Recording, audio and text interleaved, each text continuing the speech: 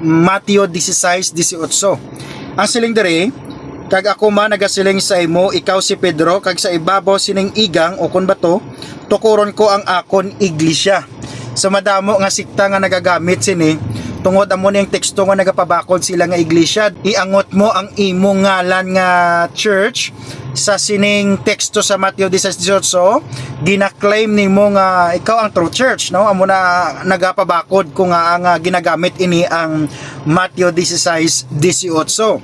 Pero you know what, kung ato lang tawon dire sa context, wala si Kristo nagatag sa nga names sang church kay Pedro nga iya pagatukuron. Wala sang specific, why sa nagsiling nga Katoliko, why sa nagsiling nga Baptist, why sa nagsiling nga born again, o kung may sa nagsiling nga Adventists.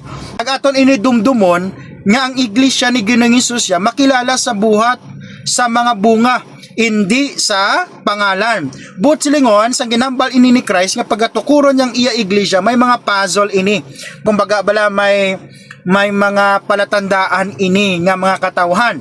Pero para ma-trace up naton kung sino ina dira sa Mateo 16:18, nan taon ta ang gintulinan sang Ginoo sa sining pululungon sa Mateo 16:18, di bala si Pedro?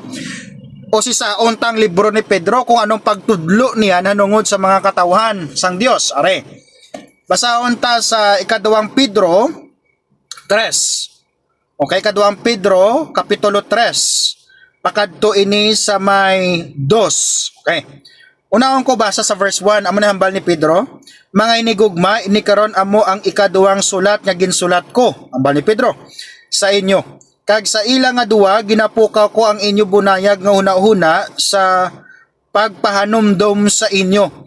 Agud nga dumdumon ninyo, okay, dire kita maghatag sing highlight. Agud nga dumdumon ninyo, siling ni Pedro, dire mo makita ang puzzle sa ginhatag ni Ginoong Hesus kung sino ang true church. Okay? Agud nga dumdumon ninyo ang mga tagna nga ginhambal anay sang balaan nga mga manalagna, buot silingon referring to the past, no? Hindi siling nga to the present.